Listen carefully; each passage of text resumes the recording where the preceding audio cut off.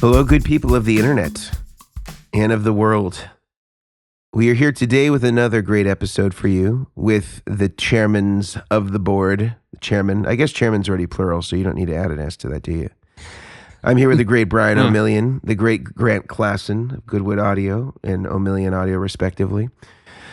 And today we have an interesting topic, which I think is something that has always seemed to be a hot button discussion, which is the idea of modern versus vintage, or even not just necessarily that we're talking about what's the Strandberg or something like that versus a vintage Strat, but more like reissues. Like, is there an issue with a TS9 built in 2024 versus a TS9 built in the mid 80s, or a TS808 built in 2024 versus a TS808 made in 1979? There's a lot of very strong opinions about the degree to which a product's vintage informs its quality, its integrity of sound. And we're going to unpack this today. We're going to unpack this as far as amplifiers are concerned. We're going to unpack this as far as pedals are concerned. And to a degree, also guitars, our instrument of choice collectively. Before we jump off into this, just so the audience, the listener, kind of has a sense of where we may be coming from as individuals, Brian, could you kind of give us a quick overview of kind of where you are in terms of your position around modern versus vintage? Are you anti-vintage or are you Uncle Vintage? I guess I could say the fun uncle kind of a vintage in a way, where that you get drunk at the Thanksgiving party and jump into that guy. I mean, if I didn't have kids, yeah. But yeah, I think there is a kind of like a line when it comes to vintage and modern, because I think so many people, and I've seen this time and time again, well, people will in a way obsess over has to be vintage. You know, these have to be battery powered. They have to be this. Like, there's all these things, all these aspects that sometimes those types, like every overdrive on your board has to be a 9-volt battery or whatever, like that kind of thing. And sometimes it can get you into trouble when you're playing in all 9 pedals die at the same time. And there's just a lot of extra stuff that you have to kind of like redundancies you got to think about. So I think there is a fine line between like having a couple vintage and then having a lot of modern pedals. So I don't think it's a hard no and a hard like yes. Like, I think there is a line of kind of like a compilation, I guess, or a combination of each that complement each other as well as make things fun. Because when it comes down to it, and I've always said this, is like those, you could have a Klon. You literally have a Klon, Mason, in one of your cases behind you. I remember when we were visiting and I was talking you're about like, it. it's just sitting in a Tupperware container. Literally just sitting in a Tupperware container. And I was like, oh, this is, thousands of dollars of a Klon. And the thing is something like that, hearing that Klon is amazing and it sounds wonderful, but nowadays people coming out with Klon clones like J Rocket and all these guys that have done this kind of stuff, and they sound really great. And it's the crazy, and I'll end because this is not brief at all, obviously, but like sometimes like even the people in the audience or the crowd or whatever, they don't know the difference between your $10,000 $5,000 Klon and your $200 reissue pedal. So I think there is a fine level, and also just we're all kind of hobbyists when it comes to that kind of stuff. I think that's more of like a collector's thing. So that's my quick thought on it. I'd probably be somewhere similar in the fact that I think having vintage gear is really cool, getting to own a piece of history, especially a piece of history in an industry that we are all very fond of. I would challenge a lot, not for every piece of gear out there, but for a lot of gear, if people are making a vintage purchase strictly based on what they think sounds better, I would tend to challenge that, especially when it comes to pedals. But I don't discount the fact that sometimes it's nice to own a piece of gear that was, an innovator at its time. And it's cool to see how that evolved and to own that piece of history. But I don't personally go out looking for vintage gear because of the sound. I would go out looking for stuff, if I was to make a purchase, more based on what it represents for the history of what we're all involved in. As a broad brush answer, we can get into more specifics, obviously, later in the episode. But that's kind of where I would sit. Is it's just cool to look back and see where we came from in essence. Yeah. And I will say one other point to what Brian was saying. I also don't discount the fact that the audience, I agree 100%, the audience is not going to tell the difference between your Klon and the Archer Klon clone, which sounds amazing. No one in the audience is going to know. But if you psychologically think that it sounds better, it will probably affect how you play, and that might make a difference. But how you measure that, I don't think you really can. But I think there is a psychological component to it as well. How many feet of tone is a real Klon versus a reissue? Measure it. How do we measure this thing? And so, so I think how you play and how you approach your instrument is affected by the gear that you play. Even if you were blindfolded and had no idea, that might disappear. But that's not how we play our instruments. So it's 10 pounds more of tone. At least, I would say. But I would probably measure it in kilograms. So we're looking at 4.4 kilos here of difference for sure. Yeah. That's my hot take. What about you, Mason? Well, my opinion has been, and I think maybe we start with the category of pedals, since it's kind of where we're mostly living between the three of us, and then maybe we migrate to amps and guitars following that. I'm pretty much of the attitude that if there's an opportunity to collect, and then again, this is speaking for me personally, this is not speaking for anybody else. If there's a good deal to be had on a vintage piece of gear, let's say around pedals, that I'm as interested in the next guy at picking up an 80s Tube Screamer for $200, $300. And to me, the incremental difference between a reissue and that for a few $100s, it's cool. That's not to say that every vintage Tube Screamer that I have, and I have a few, is necessarily any better than another one. And I've used fairly extensively a mini Tube Screamer on one of my rigs, and have found it to be able to fulfill the same duties as any other Tube Screamer that I have. Like maybe the knobs aren't quite in the same position, but the sonic characteristic of what it does is very much the same as what I would expect from any of the other Tube Screamers that I have. And for things like the Klon, like if I didn't have that already, I wouldn't feel any obligation or desire. Yeah. I know I'm saying this not in that situation, but I don't feel any need to buy one. I also have a Rocket Archer, and I usually end up using that more often, mostly because on most pedal boards that I would build, to make that accommodation for something the size of a Klon, it's just not practical in the world of pedal boards in 2024. And it's not even that I'm trying to preserve it or I don't want to use it or anything like that. When I bought that pedal, I think I paid $250 for it. I'm pretty sure. You jerk. It was definitely less than $300. I remember that I bought it in near Oakland here, where I live, in a city called Alameda, which is just like kind of like an island that's kind of off of Oakland. And I remember this guy lived on one of these canals. It kind of has like a similar vibe to Venice Beach, where there's these canals. And I remember buying it from this guy, and it was probably like, I'm trying to think what year that was. It was probably like 2008, maybe something around there. And it's great. There's nothing wrong with it, but to kind of take it back to a more macro view of the pedal thing. Obviously, if we're talking about reissues versus originals, this doesn't apply to everything. Most pedals have to reach a certain level in the pedal world, in the culture of pedals, to even be a consideration for a reissue.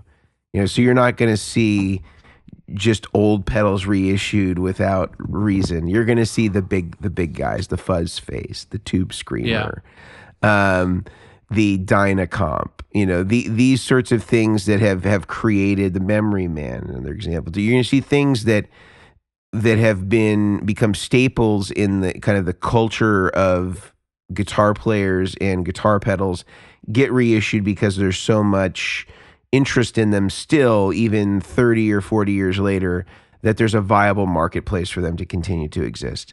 A recent one that has actually been somewhat controversial, as I've come to understand, are the Vox wah pedals. The Vox is reissued a quality, allegedly 1-to-1 replica of the V8, what is it, the 846, something like that. I forget the number in a Clyde McCoy, and apparently some wah makers are very upset about this, and then others that are I think very esteemed in what they do and really just focus exclusively on doing wah pedals have said, it's about as good of a build as you could do in a mass production context.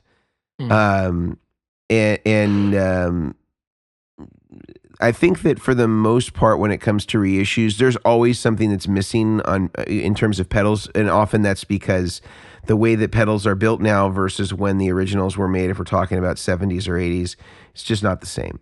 Like there's not a lot of companies that are making pedals like that, or even have the right infrastructure to build a pedal exactly the same. But what they do have is the ability to probably make the pedal more competitively priced than it would be if they made it in the style that it used to be. And hopefully they have the engineering skills in their staff to be able to replicate the important things that represent the sound the same way that it was back in the 60s, 70s, and 80s.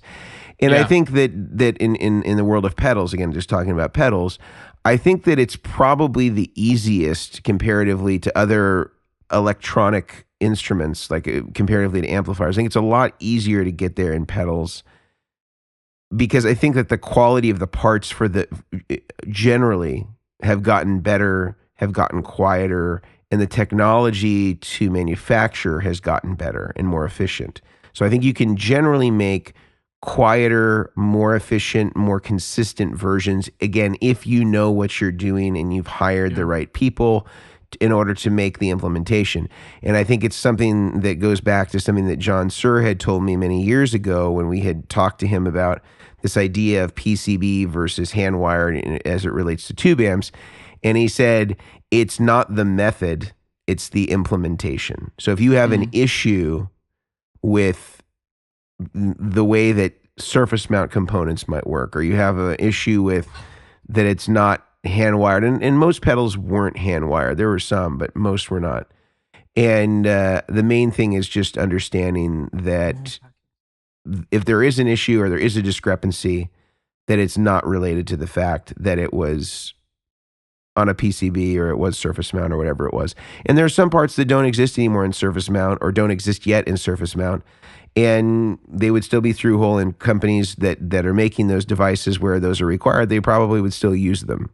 And that's typically what I see. I don't see them typically doing a workaround to kind of get there. They try to, when there is a place where it requires a carbon comp, or that's what was in there, or whatever it is, they'll use a full size through hole component, and they'll do it the way that it was done in the originals.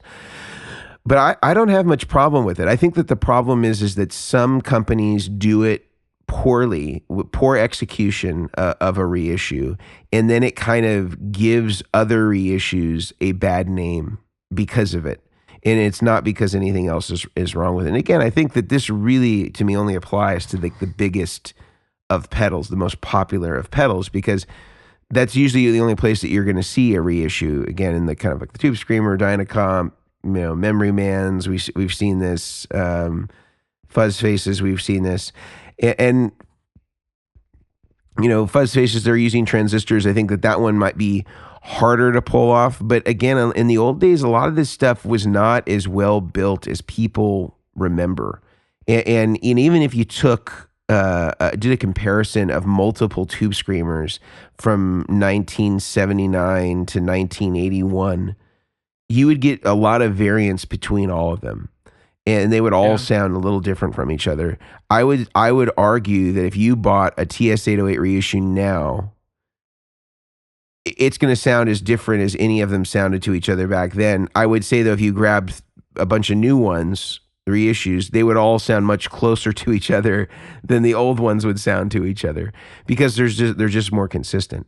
But I'll pass it off to one of you on as it relates to reissue pedals versus the vintage originals, and maybe you can dive in a little deeper. Well, I think the thing that I really, my opinion on the pedal side specifically is, let's say chipsets being equal. So a lot of times the reissues, maybe the chips aren't available that were originally put in the pedal, so they have to find some sort of close approximation. But let's say chipsets are the same. I don't know why, again, if it's been done well, like you were saying, Mason, I don't know why, tonally speaking, just talking sound that comes out of the pedal, you would, for the most part, why you would choose the vintage version over the newer version, because chances are you're going to get, and I know some people have very strong opinions on this, and please disagree if you disagree, but you're going to get a lower noise floor, tighter tolerances, smoother sweeps on pots, more control often. Like there's just everything, as we tend to talk about, a little bit of a broad brush again here, but as we tend to talk about it as guitar players, the new versus the old is just going to be better. As far as, like I was saying, noise floor, it'll typically last longer, better components, all that type of thing, just because we have the technology now that wasn't available back then. And then again, just to reiterate your point, maybe this newer pedal eventually goes down. The reissue that you buy to replace the reissue that you bought is going to sound basically the same. Whereas you do that with the vintage stuff, it just won't. Or it's going to have a much lower likelihood of being in that neighborhood. And then you might get that, replacement to a vintage version. Like this, it doesn't have the magic that my old one did. Or man, this one sounds way better than the vintage one I thought I loved. Mm-hmm. And you just can't replicate it across, pedal to pedal. So ease of access, price points, similar sound on the reissues, by and large, again, a few things being equal, I don't know why. Like if you love the vintage one, buy it, keep it on your shelf, and then buy the reissue and use that for the sake of consistency and sound and accessibility on your touring rig, maybe, and so I think strictly from a tonal point of view, that's where I would generally sit when it comes to the pedal side of things. I personally have zero issue, in fact, I prefer SMT pedals for all the reasons that we just talked about. And I just think it makes a whole lot more sense as far as a reliable piece of gear. And, sorry, you go, Brian. Sorry, I was just going to say, can you quickly explain what SMT is? Just for listeners that might not know. Yeah, so there's, you have a circuit board. Let's say even some of the vintage pedals, they were made on like a perf board, which is basically a fiberglass square for let's say a fuzz face, a fiberglass square. And you can manually solder components together in the way that they need to, according to the schematic, on this perf board. There's also point to point, which, what's the company that does it? He was on that pedal show. Is it it's not Revelation. It's, I'm blanking on the name, but he does all basically like point to point. And so you see like silver exposed bus wire, which is just like a wire that you solder from point to component, and it's just floating in an enclosure. Like that's another way that would be kind of maybe a more old school way of doing it. And then you have SMT, which are surface mount components, and a computer essentially places those on the board with some solder paste. It's very precise. The components are usually tighter tolerances, so there's less variance from component to component. And then it gets put in an oven and it's soldered that way on an oven. So you don't have the error rates of someone missing a solder joint if they were doing it all by hand, which absolutely happens. And you don't have the higher tolerances and the failure rates on these parts. Everything is on one circuit board, a PCB, and then everything is placed by a computer. And oftentimes it's mixed. So you'll have 90% of it as SMT components. And like Mason was saying, a chip isn't available in SMT. It can't be placed by a computer. It has to be placed by hand. And the legs go straight through the circuit board and they're soldered, or it's socketed. And so you can easily remove that from a socket that is placed on the PCB. But like there's, for all the people that are saying the hand-wired stuff is better, you have a really hard case to make. And I'd be curious what that case is. Yeah, there's so many more. There's a lot more failures. Definitely, so many more hand-wired stuff. failure points. In the issue too, and I'll just say this really quickly before Brian jumps in, is that there can be a lot of variability in lead length, especially if you're dealing with a lot of hand-wired stuff. Because in certain stages, especially when you're dealing with overdrive pedals, certain stages may be sensitive to how long those leads are. And so if you have if one person on the assembly line is cutting that lead to 6 inches and another person is cutting it to 3, that's going to make a tremendous difference in the pedal, depending on the circuit, depending on the location of this wire in the circuit. There can be things that really affect how things sound and the final product. And so this is why with the surface mount stuff, again, done right, we're not talking about bad implementation doesn't mean the method is bad. That you can get really consistent. Like if you know what your target is and you have a good engineer that's on your team, you can nail it. You can really nail it and deliver a really high quality product that sounds great, and everyone is within a small fraction of margin from each other. Mm-hmm. Yeah. So that's where, I think I'm still such an advocate. I'm still such an advocate for the blindfold test. Just get the vintage TS9 in this example and a reissue TS9, turn around, get your buddy to A/B them back and forth. Pepsi challenge. And just see what happens. Like see firstly, if you can tell the difference. And secondly, which one you like better when you don't have the bias of looking at what you're playing, because it's a big bias and we're all susceptible to it. We all like the real Klon more than the $50 Chinese knockoff until we turn around like, I actually can't tell the difference when I'm not looking at it. It's a little confronting, to be so convinced.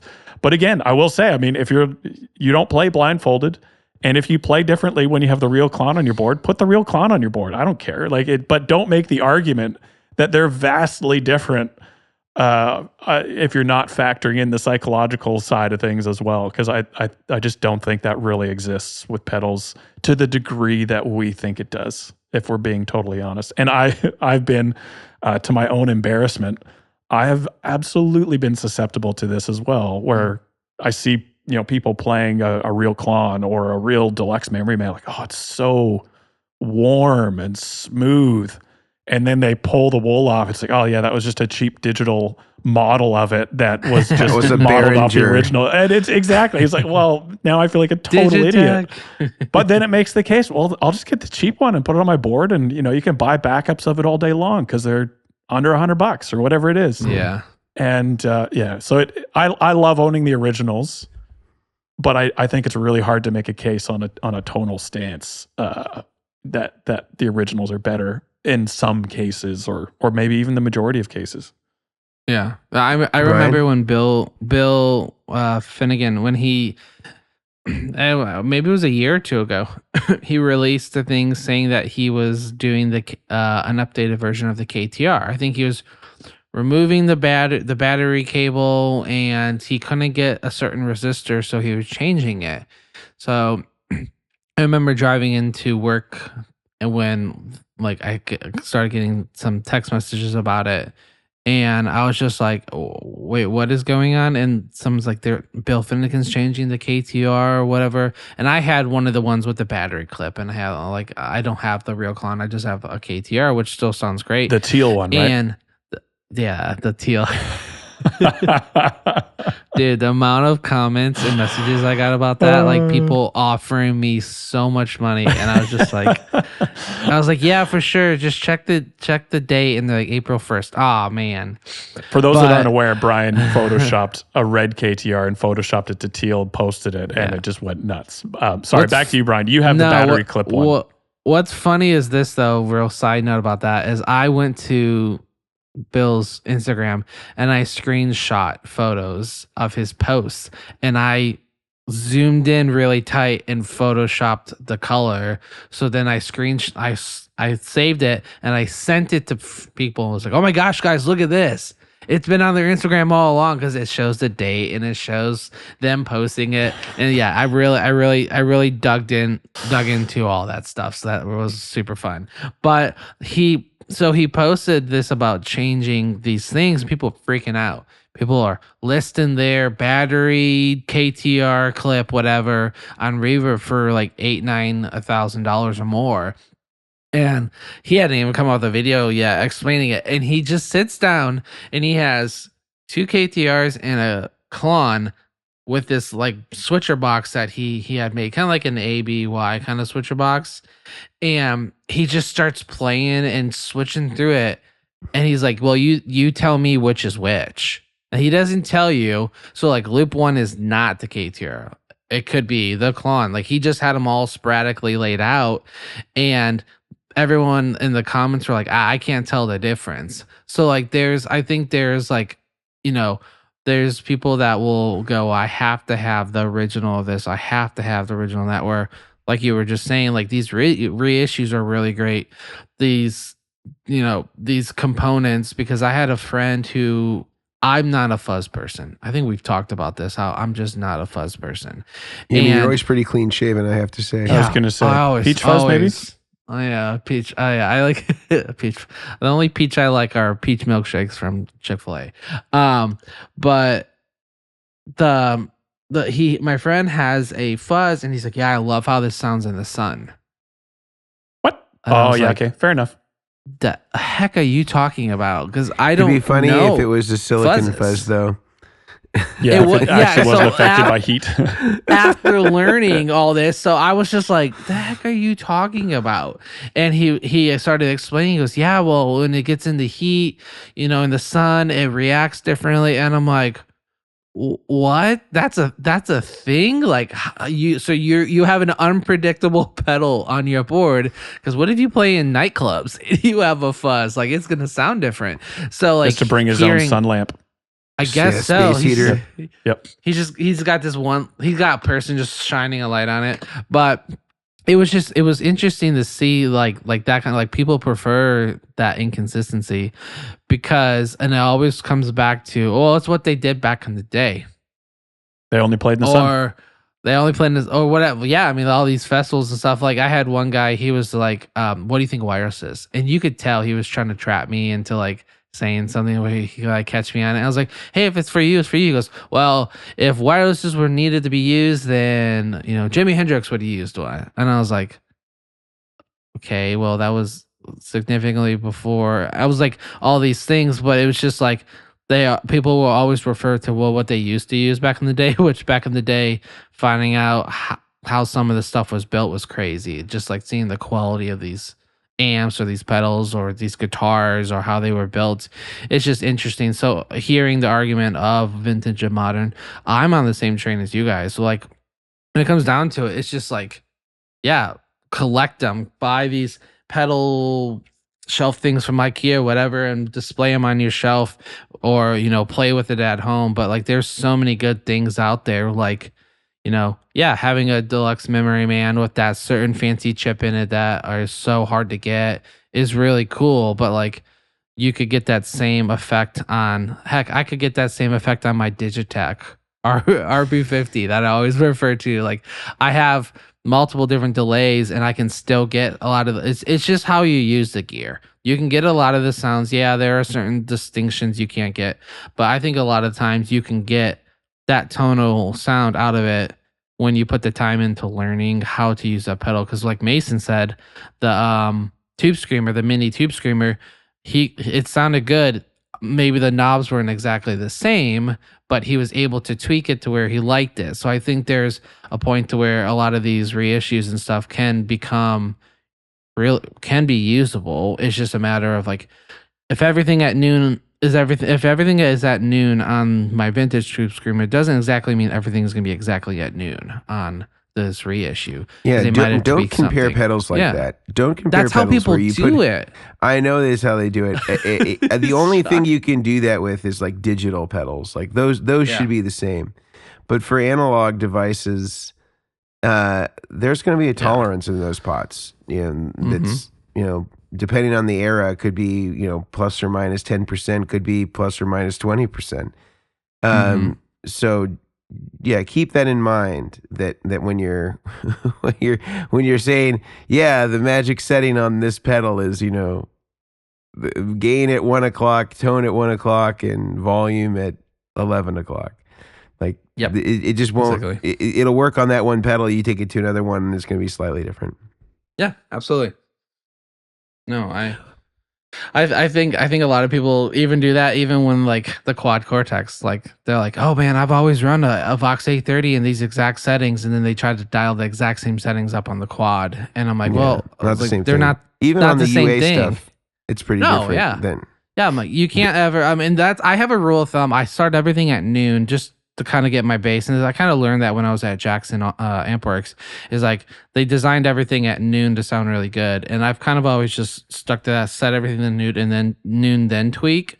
So I never do okay, well, my knob was at 1:35 p.m. and my tone knob was at 10 a.m. and whatever. Like they're all different, except like you said, when you get into digital stuff. So I would say the one last thing I would say here, and then Brian, maybe I'll throw to you for an ad, is I do think as well, this is not a reissue argument, but I do think some of the creative takes on the originals that we now see today, especially if you take the Klon as an example, there's 1,000,001 Klons with tweaks added. I think it's really interesting to see what people come up with, and this may be offensive to most of you, but sometimes maybe people even make improvements on the original. Like I know I've mentioned it many times, but like the Bondi Effects Sick As is a Klon clone, but with a vastly improved active EQ. And so you get more control on the EQ side of things. And I really appreciate that. And I really enjoy that. So you get the Klon sound and then a couple of little extras. And so, tonally, I think this is a good and a bad thing. We are probably in we're spoiled for choice as far as a lot of these pedals go. And so how do you choose and how do you find the right one? Well, maybe sometimes you can start with the original and then you can branch off a little bit and see if people have made some meaningful changes to the original and given you a bit more control or a few more options or whatever and see what stands out to you. So, it's interesting seeing all the different takes and improvements that people have made. Sometimes they just make changes for the sake of it and it does nothing for you. But I think sometimes there are some really good adjustments and tweaks that people have done to these original circuits, and you can kind of really gel with them sometimes. Brian, I'll throw it over to you to chat about some of the sponsors that make the podcast possible. Of course. Thank you so much. Yeah. So our first sponsor are going to be the guys over at the Guitar Sanctuary. I'm real good friends with them. I worked with them for over 6 years, and they are just top-notch, high-quality gear, amps, pedals, guitars on hand. Man, they have over 1,000 pedals on hand, from power supplies to pedals to digital pedals. They have all sorts of stuff, amp capstans, multi-effect unit, quad Cortexes. So go check them out. GuitarSanctuary.com. Here, I guess they're in McKinney, Texas, because I'm not in McKinney. But go check them out. Hit up Brian Meter, Shane Frame, Trey Hawkins, Taylor Halpin, Daniel Kirkland. Hit up all those guys. They do on-site repair for luthier stuff, as well as they can custom order all sorts of different guitars. So if you can dream it, they probably can order it. So check them out at GuitarSanctuary.com. Then we got the guys over at Neural DSP, which is excitingly, and I was just looking at the post before this. 1 week ago, they posted that they were in their final beta stages for the new Core OS 3.0, which is really cool. So this will incorporate them, you've been able to take their plugins from the computer stuff and actually load it onto the Quad Cortex. So beginning, hopefully next month, I think they said that they're hoping to be able to roll this out, which will be really exciting. So be sure to stay tuned for that kind of stuff. They have their Quad Cortex now at $16.99. They got their Morgan amp suite. They got the Cortex control, like what I just talked about, which will be updated. And they also have a code. So this might be a great code to have now, especially with the plugin capability that's coming, is code Chairmen, CHAIRMEN, for 30% off, as we say, almost 70% away from free, which is a deal to me. So go use that code, get some plugins, get prepped, and get ready for this plugin capability to be able to take all their stuff and throw it onto your Quad Cortex. So you won't be disappointed. High quality stuff. We all have Quad Cortexes, the Chairman and us, and we love it. So go check it out. You won't be disappointed. I'll throw it back to you, Mason. And is it true, Brian, that if you go over to the Guitar Sanctuary that you can get some barbecue over there at what was it? Hutchins. Is that right? Hutchins, How is that barbecue? I had texted Brian the other day because I was flying back from LA from a shoot, and the person that was sitting next to me happened to be from McKinney, Texas, and so she was telling me, when you go there, these are the places that you need to go. So she recommended that barbecue place, and then Bucky's gas station. Yes. A gas station was recommended. That allegedly has good food. I don't know. Is this true, Brian, or was she? Oh no, she's for sure truth. The thing is this: so we've been here in Texas for going on 11 years.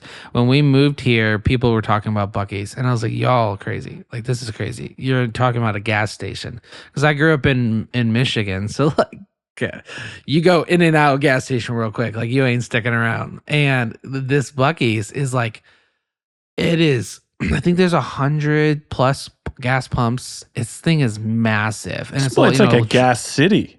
It is kind of like it. Where you walk in, and I kid you not, it's like an entire convenient. It's like not a strip mall, but this thing is massive. Where they have an actual not restaurant, but you can get all sorts of different types of barbecue and stuff cooked up, but they also have this little island area. I swear you guys have to come here next when we do another live podcast. We'll all have to come to Texas, or you guys. And they have an area where they are literally within 30 seconds of each other, cutting up brisket, chopping up brisket, slicing it, putting it in wrapping in these sandwiches, and they have all these different sandwiches of brisket and chicken sandwiches and sauce. It's crazy, you guys. Yeah. Between that and the Hutchins barbecue, Texas, it's unreal. They aren't kidding, man. Everything is bigger in Texas. In Canada, we got 4 pumps and a place to tie up your horse. We are nowhere compared to where you guys are with the gas stations, man. That's impressive. Yeah. I've never been excited to go to a gas station, but when I come visit, we're going. Can I share my screen here? Can I share my screen real quick? I know we're getting off topic. But for those of you listening, you can head over to YouTube and you can see what Brian is about to share. If Buc-ee's or Hutchins wants to offer a sponsorship, we're not opposed. All right, I don't know if you can see this. Oh yeah. Okay, let's see what we got on screen here. Oh, so is Buc-ee a beaver? I gotta find it. Yeah, so it's a beaver. So Are there a lot of beavers in Texas? I don't exactly not anymore. know. They've all been barbecued. I guess so. So this is one of them. Man, it's huge. But this is even smaller than the one by our house. I think this is another photo. It's I can't zoom in on this for some reason. So this store. This is what I was telling you about. Yeah, it just looks like a huge grocery store. Yeah, and they have you can buy clothes and everything is branded their stuff. Jeez. It's massive. This place is unreal. So yeah, her recommendation as none of this has anything to do with vintage and modern gear. It's more of the modern day barbecue. But good recommendations. Yeah. Hutchins and all that stuff is really great. So yeah, maybe we need to do a live event from that area. And we can just say, anyone listening to the podcast, we're going to be at Buc-ee's from this time. Come Let's do it. appreciate Texas, what Texas has to offer with us. Yeah. And it's chaotic. It's like Christmas. Like when when you're shopping at Christmas time, it's like that at Buc-ee's all the time. I'm People like, are pushing "Is each other something on down sale?" for discount brisket. Just people are running around and they're getting stuff, and I'm just like, I'm like trying to get out with my IC with my kids. Like, yeah, it's crazy. Jeez. But anyway, yes, good recommendations. All right. All right. Cool. Well, she had some good ones. So let's move on to guitars. I think that this is one where I think is equally riddled with controversy. And maybe just kind of sticking with, again, the major food groups here. I think, the Strats, the Tellys, the Les Pauls.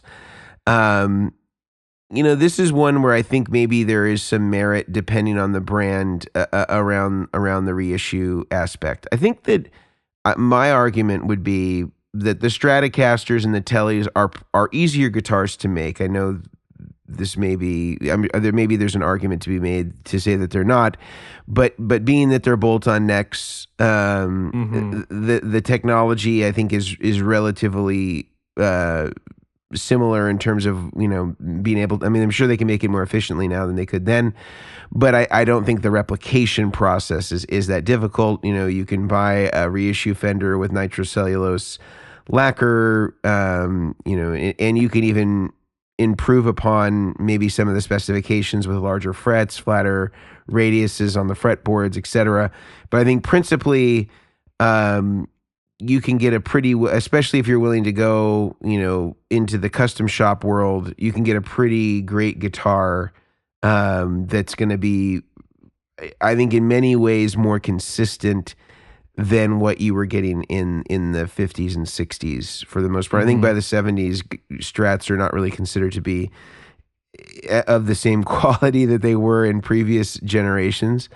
So I would say, as far as Strats and Tellys are concerned, I think you can get a pretty good guitar, a pretty good instrument from Fender for sure. And as somebody who has played a lot of vintage Fenders and stuff like that, they weren't all great. They were mass-produced instruments, and a lot of the old vintage Fenders that I've played are not great guitars. They're vintage and they're expensive as a consequence of that, but they're not amazing instruments where it's just like, oh my God, this is the best thing that I've ever played. Because especially if it's in, kind of old stock condition, again, it's got the 7 1/4 radius. That's definitely acquired taste, especially now. They've got small frets, which again, also an acquired taste comparatively to most of the stuff that's out now. And they're kind of all over the place. And I've used the analogy that, if Dolores went on a smoke break while the pickup winder was going, you can get a lot of different variations in pickup sounds on a vintage Strat, depending on who is winding it, what day of the week it was, all these different things. So I would say the consistency now of a Fender custom shop is generally going to be better than it ever was in the heyday of Fender. They were all mass-produced guitars. They're still mass-produced guitars, but I would say the tolerances with which they're made is pretty tight.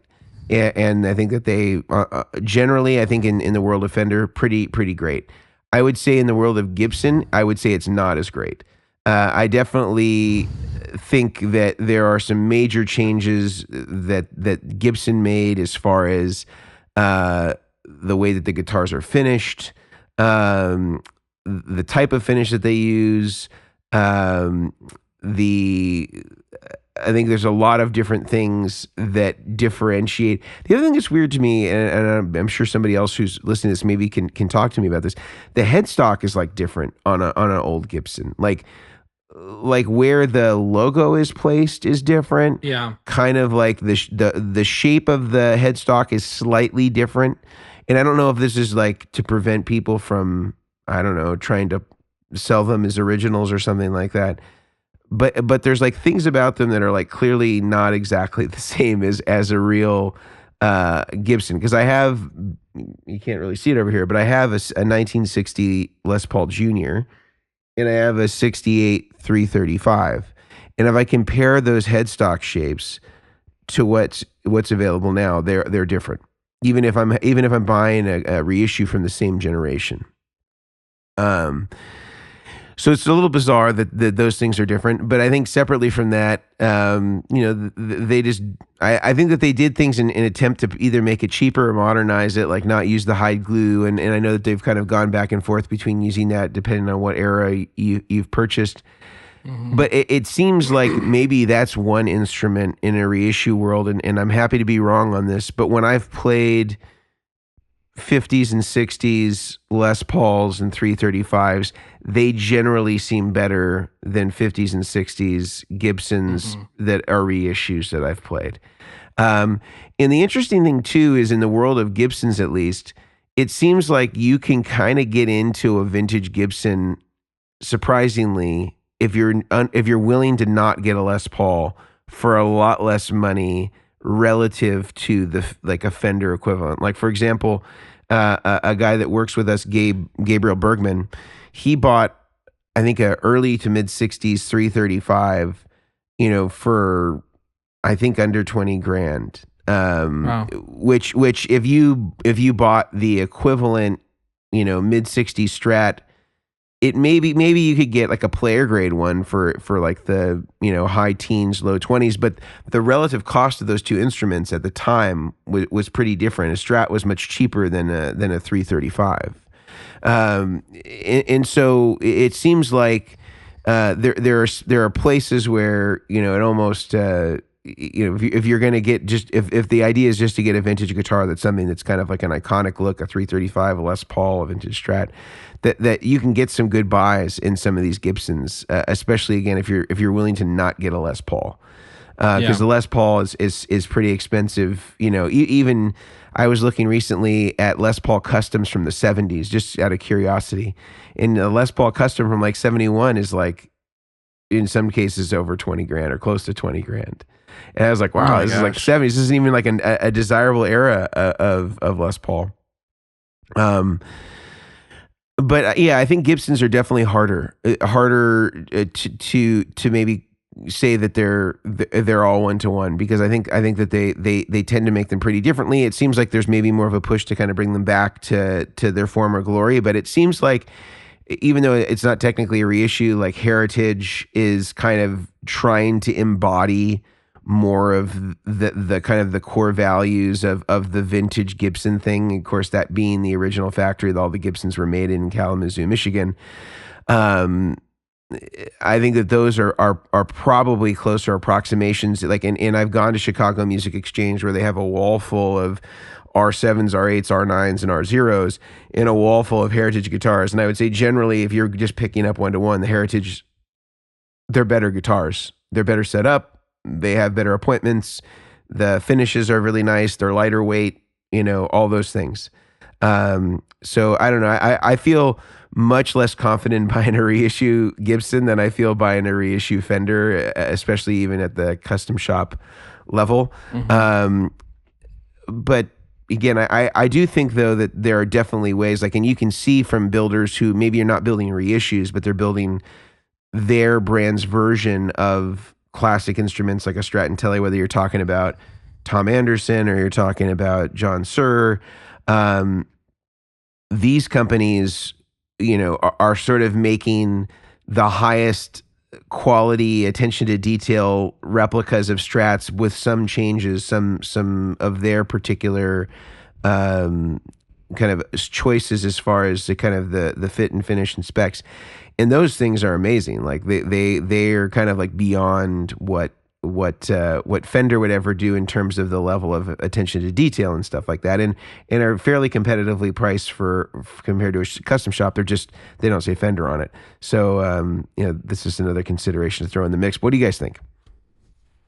Well, even just to tag off the back what you just said, even with the Suhr stuff, I've never been unimpressed with the Suhr guitar that's come across my my lap. They are pretty impressive. I was going to ask you, because I have much less experience with anything custom shop Gibson. Is it Murphy Lab? Is that the right? Their custom shop? Murphy Lab is like another level beyond. Okay. So there's the custom shop, which is I don't think that Tom Murphy has any hand on it. And then the Murphy Lab stuff, I think, is like a custom shop that either he's hand selecting the woods or he's being delivered, a batch of custom shops, and then he's aging them himself or with his team. And so you're getting sort of his aesthetic sort of put on whatever that era, that year custom shop Gibson instrument is. And allegedly those are better. I would presume he probably has some sort of pick of, the lightest weight, best looking examples that come out of there, and then does his treatment to it, or maybe it's even more advanced than that, where he's picking the woods and stuff like that, and they're finishing them, or he's finishing them. I don't actually know the arrangement, but they certainly have, they certainly look to be the best examples of what you see coming out there, and they're expensive. I think, some of those Murphys are above 10 grand. Yeah. And that's where I have zero experience with actually hands-on experience with those instruments. So I'd just be curious, if you were going to go an older Gibson, 70s, 60s, like you were mentioning before, versus a Murphy Lab, as far as if you're going to drop some serious cash, playability-wise, I'd be curious where those sit. But I don't know. I think as far as I'd be concerned, actually playing, and I know, Mason, you own a couple of these things, but actually playing vintage instruments, gigging with it, the risk of it getting stolen at a venue, like I just wouldn't feel comfortable leaving the house with a $20,000 instrument in a day-to-day capacity. Like it would be something I would buy to have, something that has a story attached to it, something that was around before I was born. And I would probably be buying it much more from a collector's point of view than a day-to-day kind of, playing perspective personally, especially when you do have the things like Suhr or some of the higher end Fenders, if you're going down that category. I would be so paranoid. Even just leaving it in my car for half an hour, I would just be paranoid that it would just get stolen, damaged, whatever, to a vintage instrument where you can't just go and fix it and expect it to retain its value. So I think it would, for me, have to be something that stays at home. And then at that point, the playability is less of a concern, and it's more about the instrument itself and what it represents. What do you get player grade stuff, dude. Just get player grade stuff. You don't have to worry about it. Yeah. Exactly. I mean, yeah, I don't have as much of like an insight and opinion on, vintage and all these different types of grades of guitars. It's just, I mean, if it's Gretsch, you send it back, right? Unless it's Gretsch, I don't want to see it. Well, I have a Duesenberg now. Oh, okay. All right. So you got rid of your Gretsch? No, I still have my Falcon. I have a couple of different guitars. Illegal in the Omilion household. No, I think like I don't even try to bring a Gretsch to prom. I just don't find the price tag for a lot of these vintage stuff to be worth it personally, because it's just like little things, and I just wasn't, I just was never one of those like guys that will go drop $6,000, $7,000, $8,000 on a guitar sometimes for this kind of stuff. It's just like, for me, like I get what I need out of the modern day stuff. And yeah, like I've had guys like, yeah, I paid $9,000 for this and it's amazing. I'm like, wow, like that's great. If that's what it can do, that's what it can do. Like, and that's how, they like it. So yeah, I've never had that much of an opinion on it, just because I've never owned vintage stuff to be like, yeah, you have to do this. So that's my quick take. Can you speak, Mason, a bit to, let's say you had a 60 Strat that you played every once in a while. Yep. Someone accidentally knocks it off a stand and a tuning head breaks off. Yeah. How much value, let's say it's a $20,000 instrument, whatever it is, how much value are you throwing out the window as soon as one component is now replaced with a modern equivalent? You know what I mean? Like how picky are people that it has to be all original, all to spec of, when it came off the factory floor? Well, if the guitar that happened to was like, pretty pristine and everything about it was original and that got knocked off, like, yeah, it would be a bummer. It would probably devalue it potentially a few $1,000s, or it could be that much. I know there's a bunch of variables here, I mean, but sometimes what people will do, and it's not cheap, but maybe it's like less than what you would have to discount for that, is they'll buy like a period correct replacement, and you're probably hoping that it's not the low E or the high E because of those have on a Strat or a Tele, like they have a, like here's a custom shop. You kind of see how it has this flange. Let me move this so I can have a little bit better view.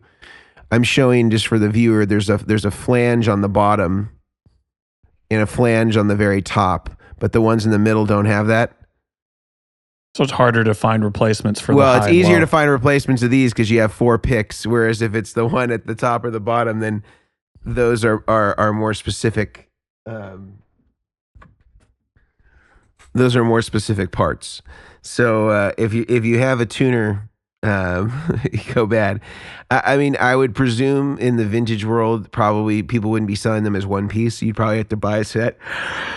Excuse me, but you could probably find something that was like period correct that would be from the same generation, and maybe you'd pay $1,000 for the tuners, but you'd know that would be less than what you'd have to discount for a non-original tuning peg. Yeah, I would suspect that that's what somebody would do if they did that, or if that accident happened. And but I mean, with vintage guitars, it's always a crapshoot, man. There's always stuff, that you take the neck off and it's all full of shims and stuff like that. And that's like not an uncommon thing. 'Cause sometimes there's some routing that's under the pick guard when you pull that off. And this is why in the world of like really collectible stuff, like I'm just not into it. Like any of the vintage guitars that I have were all player grade. Like my 335 had like a Bigsby on it that was kind of like, I don't know, replaced with an ABR1 in kind of not a great way, and then I had it fixed. Player grade meaning there's been modifications or repairs, or it's been used. Mine had a neck reset, or I had to do the neck reset to it when I got it. It needed frets, which I would have done anyway. But there's just always stuff like that. But I prefer that if you can get a good guitar that's player grade like that, because then those sort of things are not problematic. It's already been taken out of the highest echelon of value. So you can actually appreciate the instrument. Yeah, and you can use it. And like, with the 60 Les Paul Jr., like I had a bad headstock break and wasn't repaired. It was repaired stably, but aesthetically not great. And I don't have to be afraid to play that, and in fact, I bought a Music City bridge for it, because the one problem I have with it is it only stays in tune for about a half a song. So I'm hoping that helps with it. And, I've done all the things with the nut and trying to get it, dialed in there, but it's still not a great guitar for stage. Sounds great for rock and roll, but doesn't sound great for being in tune. So hopefully that'll help resolve it. But I want to move on to amps. But before I do, I want to go back to you, Grant, to talk about a few of our sponsors that make the podcast possible. Awesome. Thanks. So first sponsor I want to tell you guys about is Mono Creators. From soft gig bags to hold your guitar and chuck it on your back if you're going on the subway, to pedal boards and power supplies. We've talked about these guys a little bit on the show, and we are all, I can confidently say, big fans of Mono and what they produce.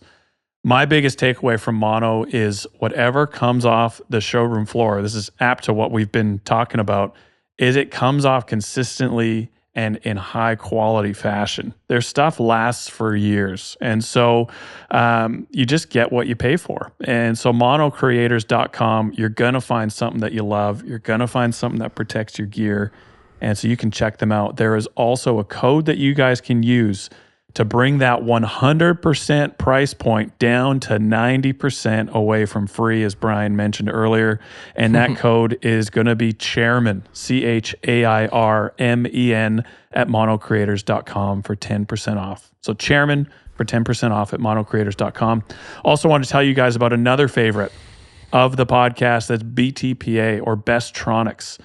These guys sell whatever you need to get your board finished. Accessories, plugs, cable, DC connectors, panel mounts for your pedal train board to make sure you can mount your ins and your outs, and snakes, looms. They do a whole bunch of stuff. We all go to Brad often for one-off parts that are needed for board builds or buying stuff in bulk to just get custom cables and routing, anchors and zip ties, all that stuff done for our boards. So check out btpa.com, ask for Brad, tell him the chairman sent you, and use the code DACHAIRS, DACHAIRS, for 10% off at btpa.com. I think I'm done, guys. Those are the sponsors, the ones that make the podcast possible. Mason, I'll talk to you for amps. Yeah, so let's talk about amps. So this is one where I think things get the most inconsistent in reissues. Stuff like the Deluxe Reverb reissue. I've seen some really interesting videos. Rhett Shull comes to mind where he compares a hand-wired 64 reissue Fender Deluxe Reverb to a 65 reissue. The primary differences being that the 64 is alleged to be made in the way that the original Fender, black panel mid-60s amp would have been made. And the 65 reissue is aesthetically the same, but uses a PCB. And then they compare them to each other. And I believe there are different speakers in them as well. And the conclusion that they make, or that Rhett makes, is that it's clearly the hand wired 64 is better. And I'm sure that was true. But the reality is that neither of those amps, in fact, are anything like an original 1965 Deluxe Reverb. And our friend Lyle over at Psionic Audio has actually done some of these comparisons, and he has even shown inside of the chassis to sort of demonstrate places where there are some pretty critical differences that result in a different sound. And the reissue version, that's the PCB version, although it's not, maybe it's probably one of the better built of all of the Fender reissues in terms of the build quality and the adherence to the original circuit, but is still not the same circuit as the original mid-60s Deluxe Reverb. So you're kind of getting a more production-friendly version that has made some choices to help keep it a little bit more repeatable in terms of its build, and to keep it a little bit easier as far as the manufacturing process is concerned. And then in the 64 reissue, I don't really understand that one at all because the price point is so high on it. You could just go and buy an original vintage Deluxe Reverb for practically the same price. So to me, it never made any sense to get it. You could certainly get a 70s and convert it to the mid 60s spec, and it would be way better built. Or you could get a later 60s drip edge that would still be the same circuit, and it just would have a different aesthetic. So I think on amps, there's a lot to be desired. Same with the Marshall reissues. They're like not even really the same amp. They're PCB. I think that there may be a hand-wired one now, but I think it's sort of the same issue. I think it's like they had the choice to really make it the same, and they didn't. It's bizarre to me that they're making that choice, and then you see a company like Suhr that makes, I think it's called an SL68 or something like that, Super Elite 68, which is basically their interpretation, and that's like pretty much a dead-on like clone. It doesn't no compromise. Or Metropolis does a great replica. I haven't tried the new Friedman one, but I my understanding is that it's like a 50-watt small box Marshall, pretty much, part for part, maybe a few different choices in terms of like how many inputs there are and stuff like that, but really in essence the same thing. It's just funny to me that like these boutique builders are the ones that are willing to go all the way in terms of sort of creating like these part for part reissues that don't say Marshall on them, but Marshall themselves is like not capable of making it. And I don't understand that. Like, I feel like if you're going to put reissue on this thing to the degree that it's possible, why not do it? And then when you see that boutique companies are doing it for the same or less money that are better built than yours, like to me, that just makes no sense. Especially when Marshall and Fender have the infrastructure to make this happen. They absolutely do. And so I don't understand. Like I would love to know from their engineering side or from their marketing side or whoever is controlling these decisions, why not just go? Like you're already making an amp. You're like 95% of the way there. Like why are they fumbling the baton in the last 50 meters? They're of the relay race here. I don't understand that because it's like the hard work is done. And so like why not just make it right? I don't think and especially in the hand wired stuff, it's not that hard. Like everything, it's not like you've got this PC board now that you have to deal with or have to remake. They've got the ability to make any changes there. I think that this is similar to like the Vox AC30 reissues. Like they're doing hand wired Vox AC30s. They've got the infrastructure there. Why not just make it like a real AC30? I guess I should temper that to say, why don't you make it with a real AC30 that's like reliable, doesn't have all the quirks, and like that stuff can be brought out of a vintage AC30, and they can be corrected to be pretty close. And again, Lyle at Psionic Audio, I believe, offers this service if you have a hand wired Vox or even some of the PCB Voxes that were from the Korg era, kind of before this, that they can be made right. It's just strange that they just don't decide to make that choice out of the box. And again, you see companies that do it right, like Top Hat is an example, who makes a really high quality AC30. Like why don't they just do that? They could do it, but it's the boutique companies that decide that they're going to be the ones that are going to make it like right or reliable. Also in Marshall, I should mention, Germino does beautiful amps that are of the kind of quality of the original Marshalls and are beautiful. And also there's another one called, I think it's Reinhardt, that makes a really beautiful Marshall replica that looks not exactly the same as a Marshall, but very much has the sound and the build quality of a vintage Marshall.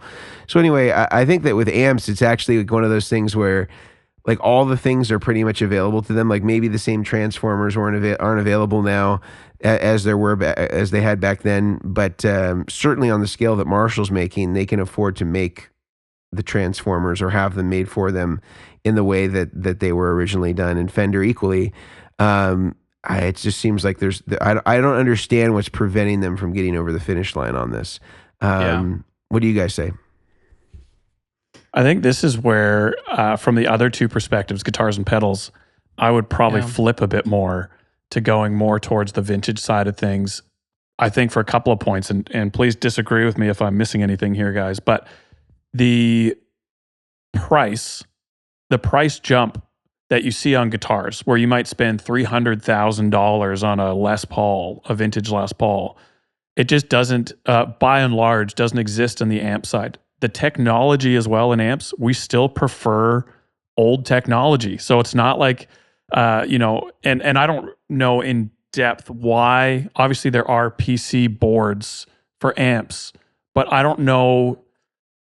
Maybe it's the amount of power that has to be handled on these things, but you see a lot more hand-wired amps and that, like in these days type thing than you would hand-wired pedals.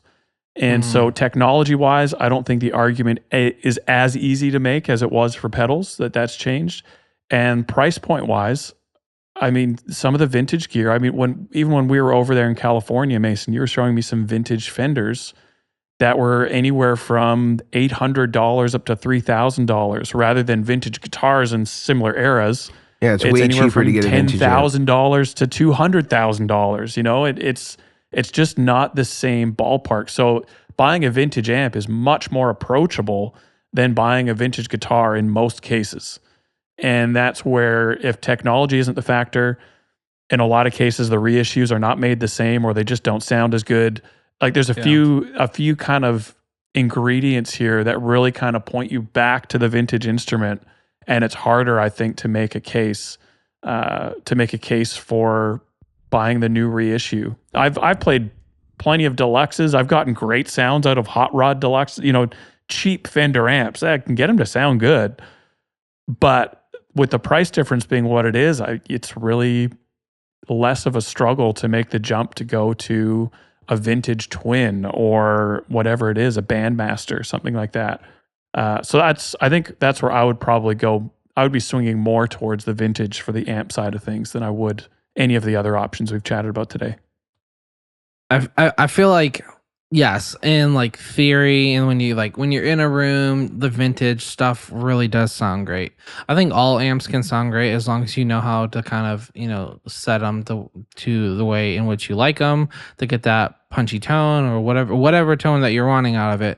I think there's less of a desire, I guess you could say, for a vintage amp when like you get places that they're miking them up in the back room and you're wearing in-ear monitors and like you're not in the room to feel the punchiness of the guitar. And yes, you can hear it, but that warm sound is like, oh man, that you get when you're right in front of a tune amp kind of goes away when you have headphones in and you're playing with a band and you're mixing everything in and the whole stage is silent. Because I play at one place where it's like that. We have a Benson amp and a AC30, and occasionally, and the other guy has a deluxe and an AC30, and they sound really great in the room. And I'll go in the room and I'll get the sound check for each amp that I really like, and then I'll go plug it in, and it will sound pretty decent. But it will never give me I cannot go and spend money on a Dumble, and then go put the Dumble in the back room right there, and expect people to be like, holy crap, that is for Dumble they would though. $100,000 tone or however much those are. I mean, I don't know how much they are. They're pretty expensive, right? I think our conversation, it was like the guy, the Tone X, that they had bought one and it was pretty high and expensive. So something like that, I could never see myself going and buying a vintage amp that's very high. I could see buying it as a collector's, have it at my house, have it in a shop space, to have those different amp tones and stuff. But if you're playing where you're always going to be miking it and wearing in-ears and stuff, it's just not, it's not, I don't think it's feasible. So I would love to be able to go and collect different amps, two rocks, and do all these different amps, and have them in my space. Not this space because it's small, but have a space to do all that. But yeah, I think there's that real do I need this for my current application? Is it logical or reasonable to drop that type of money if, it's going to be in the closet the whole time and mic'd up and I have headphones? But if you're playing out gigging and stuff, I could see more of a reason. But then it also comes down to if you're gigging with it constantly, multiple days in a week and stuff, how easy is it to fix if something goes down? How easy can that vintage amp be looked at by a technician? Because, even amp techs, some amp techs nowadays know how to look at vintage amps and specialize in that. But some techs don't. So they're like, oh yeah, no, I have no idea what I'm looking at or how to fix that. So I think it just kind of comes down to how accessible is it to also be fixed if, something goes down. Does this mean that you don't travel with a full-time amp tech? I don't. No, I don't. He keeps one on his person. How do you get your amp from your guitar to the stage? Oh, I have to. Is that why you use a quad cortex? No, I just leave the amp at one of the places. Okay, wow. Yeah, Brian, that's my you're really opinion. Slogging it over there. No full-time amp tech. You probably build your own rigs as well. Some would say that. That's the myth about that one. No, that's a fair point. It's a fair point. Getting the repairs done. I think if you are going to be bringing a real tube amp to a gig and you don't have a backup, maybe a quad cortex or something that's a model or something like that, you really do have to consider, what if this amp goes down? Because tube amps are going to go down at some point. It's not it's not if, it's when. And so having that thought up your sleeve, especially if you're touring, it's a real consideration these days, which is, I think, a cool place to be as well. Let's say with a quad Cortex, if you were touring, and with that being something that could fit in, I'm going to try and fit in some sponsors here, your mono backpack. You could bring your mono backpack after buying your quad Cortex at the Guitar Sanctuary, and you could just model your backline amps. And if anything did happen, which is, I wouldn't say likely, but it's more possible than maybe any other piece of gear you have, then you can just kind of slap that down.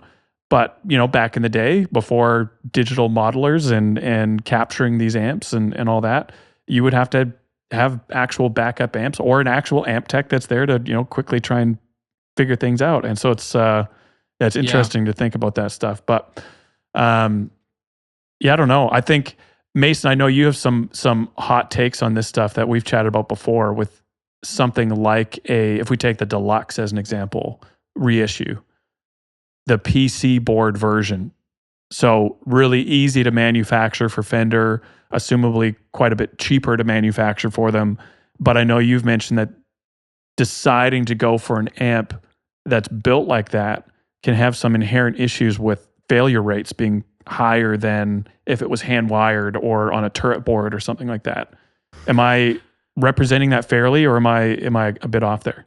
I think the Deluxe reverb is probably of the Fender reissues is probably the best built one, and that's sort of the irony is that there's not like a consistency amongst the Fender reissues. Like, so you can't say if it's on a PC board, it's not good. No, so like the difference between the Hot Rod DeVille or Deluxe and the Deluxe reverb is pretty different, even though they're both PCB.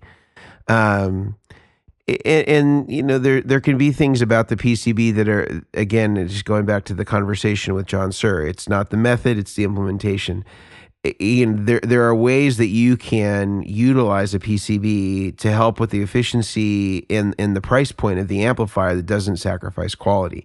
But there are generally things that you want to make sure still get hand wired. So like tube sockets, generally the best practice is that those are wired. If you have a primary PCB that's holding the primary parts of the circuit, and then you're wiring off the tube sockets and you're wiring off the heaters as their own kind of hand wired thing.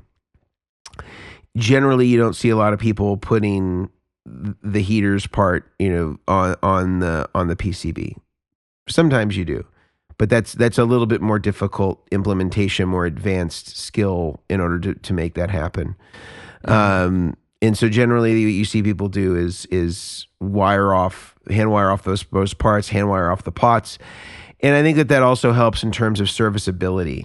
So if you do take it somewhere, those are the most common things to fail, the tube sockets, jacks, potentiometers.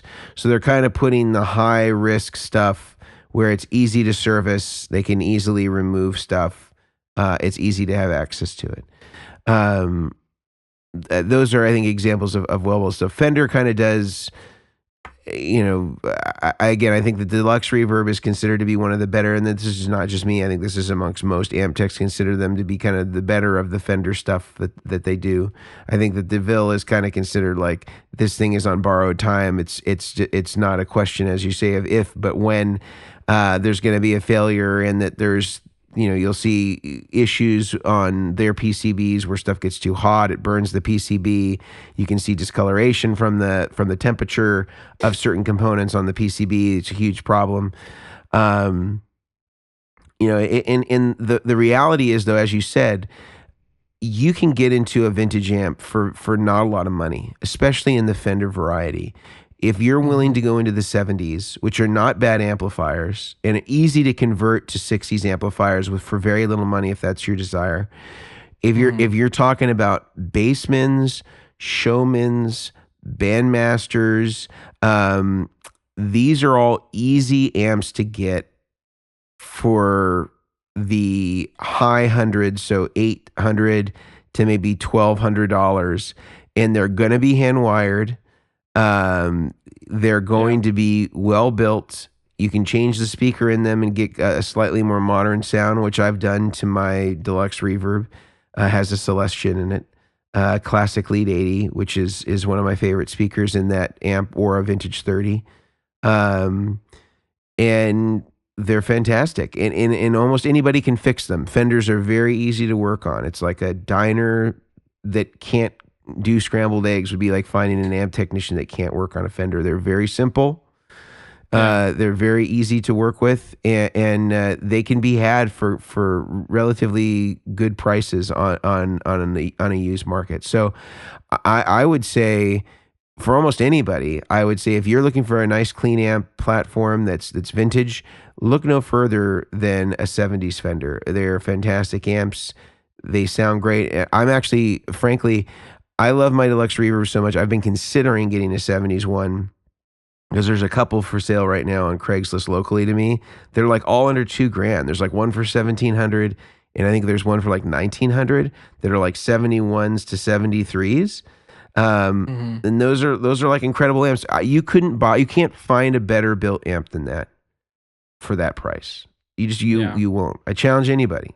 Find me a better built amp than an early 70s deluxe reverb that has that classic of a sound for less money. You're just not going to find it. It's just they're great amps. So I'm a big proponent of the vintage Fenders in particular. They take pedals great, sound amazing, great cleans. You know, what more do you need? I mean, how many hit records are those have been used on between Fender Deluxe Reverb and a Princeton, even the ones from the 70s? Probably more than 3. Yeah, probably more than 3. Yeah. So probably more. I think that that's where we can stop for today. Are there any last final finishing thoughts about amplifiers before we wish our listeners well and another great week in tone? I'm happy. I think out of all the stuff, I love amps. I love getting new amps. Like if I have extra cash laying around, my first thought is, what amp can I buy? And so I was really happy. I'm really happy to know you, Mason, so you can point me in the right direction on where I should start looking. Yeah. No, this is great. I've said everything I have to say, I think, about today, and it was a great conversation. Thanks for hosting us, Mason, today. Brian, any last thoughts? No, I mean, I'm in the same. I think everything we talked about is really well explained. Just do the research. Don't get all hyped up about the hype sometimes. Take the time to assess your situation where you're playing and everything, and ask us if have any questions, because there's a lot of stuff, even stuff I'm still learning about amps. So it's always great to be able to sit down and hear other people's opinions on and thoughts and processes on why they choose certain gear. So no, I'm great. I think everything was great. All right. And thanks for hosting as well. Thank you guys for being here, and thank you listeners and viewers for being here with us. Hopefully you had some insights, and if there was stuff that we overlooked, that we got wrong, or that you have a different opinion on, we'd love to hear from you in the comments. And remember, you can leave us a review on iTunes. We are still #1 in Bangladesh, so shout out to all the people in Bangladesh and Montenegro. And I suspect that those are all rerouted IP addresses, not actually. We won't get into that, but I will take it. And if you'd like to leave us a review, I believe our overall rating, I think we have almost 500 reviews at a 4.9 out of 5-star average. I want to continue with that. But we're happy to take a bad review too. We're not immune to feedback, and we like that, and we want to make sure that we're making the show as good as it can be. So we'd love to hear from you, and until next time, we will see you. See you guys. Yeah.